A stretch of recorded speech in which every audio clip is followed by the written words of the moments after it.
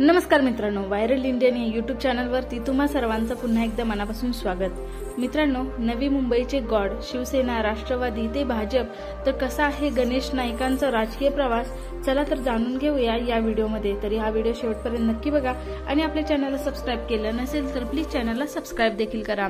आधी कट्टर शिवसैनिक, शिवसेना प्रमुख बाळासाहेब ठाकरे यांचे निकटवर्तीय, नंतर राष्ट्रवादीचे सर्वेसर्वा शरद पवार यांचे खंदे समर्थक आणि आता भाजपवासी, नवी मुंबईचे गॉड म्हणून माजी मंत्री गणेश नाईक यांची ओळख आहे।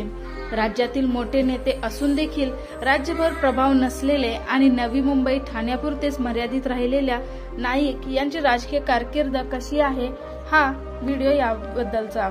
गणेश नाईक यांचा जन्म 15 सप्टेंबर 1950 चा आहे। 80च्या दशकात नाईक यांच्या राजकारणाला सुरुवात झाली। पनवेल जवळच्या रिलायन्स कंपनीत युनियन लीडर म्हणून त्यांचा लौकिक होता। आक्रमक कामगार नेता म्हणून त्यांची नवी मुंबईत ओळख निर्माण झाली होती। त्यावेळीच नाईकांची शिवसेनेच्या नेत्यांशी ओळख झाली आणि इथूनच नाईक यांचा शिवसेनेतून राजकीय प्रवास सुरू झाला। गणेश नाईक हे मूळचे ठाण्यातील आहेत, परंतु पनवेल जवळच्या रिलायन्स कंपनीत काम करत असताना युनियन लीडर म्हणून त्यांचा उदय झाला। नवी मुंबईत त्यांचे प्रस्थ वाढले आणि कार्यक्षेत्रही नवी मुंबईतच झाले।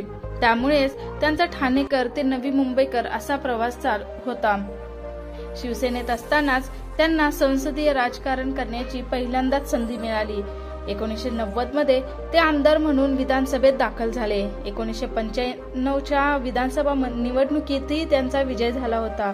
त्यावेळी राज्यात युतीची सत्ता आल्याने नाईक यांच्याकडे पर्यावरण मंत्रिपदाची सूत्रे आली।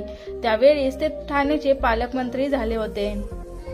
युतीची सत्ता आल्यानंतर मनोहर जोशी आणि नारायण राणे यांच्याकडे मुख्यमंत्रीपद आलं। नाईक यांनाही मुख्यमंत्री होण्याची इच्छा होती, पण त्यांना मुख्यमंत्रीपद सोडाच तर चांगलं पद देखील मिळालं नाही। त्यांना पर्यावरण मंत्रीपद देऊन त्यांची बोळवण केली गेली। त्यामुळेच नाईक नाराज होते आणि त्याच नाराजीतून त्यांनी शिवसेना सोडल्याचं राजकीय विश्लेषक सांगतात। शिवसेनेत प्रदीर्घ काळ राहिल्यानंतर त्यांनी 1999 मध्ये शरद पवार यांच्या नेतृत्वात स्थापन झालेल्या राष्ट्रवादी काँग्रेसमध्ये प्रवेश केला। राष्ट्रवादीतून ते 2004 आणि 2009च्या विधानसभा निवडणुकीत विजयी झाले, पण 2014च्या विधानसभा निवडणुकीत त्यांना पराभव पत्करावा लागला होता। भाजपच्या आमदार मंदा म्हात्रे यांनी नाईक यांचा पराभव केला होता आणि विशेष म्हणजे निवडणुकीपूर्वी मंदा म्हात्रे यांनी राष्ट्रवादीला सोडचिठ्ठी देऊन भाजपमध्ये प्रवेश केला होता। नाईक यांच्यावर घराणेशाहीचीही मोठी टीका झाली।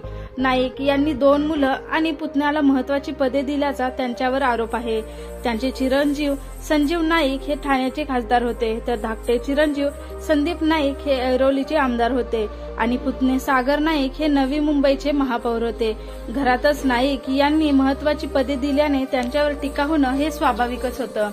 नाईक हे मितभाषी आहेत हे तर सर्वांनाच माहितीये। ते सहजासहजी कोणत्याही गोष्टीवर भाष्य करत नाहीत।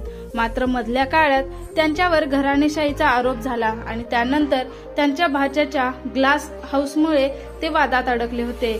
MIDCच्या जागेवर बांधलेल्या बावखळेश्वर मंदिरामुळे देखील ते अडचणीत आले होते। राज्यात भाजपची लाट आल्याचं दिसून आल्यानंतर नाईक यांनीही भाजपची वाट धरली। राज्यात पुन्हा राष्ट्रवादी सत्तेत येणार नाही, भाजपच सत्तेत येईल याची जाणीव झाल्यामुळेच त्यांनी राष्ट्रवादीला सोडचिठ्ठी दिल्याचं राजकीय विश्लेषक सांगतात। नाईक यांनी ऑक्टोबर 2019 मध्ये नवी मुंबईतील 48 विद्यमान नगरसेवक आणि 70 माजी नगरसेवकांसह भाजपमध्ये प्रवेश केला। त्यामुळे नवी मुंबईत राष्ट्रवादीला मोठं खिंडार बसलं होतं।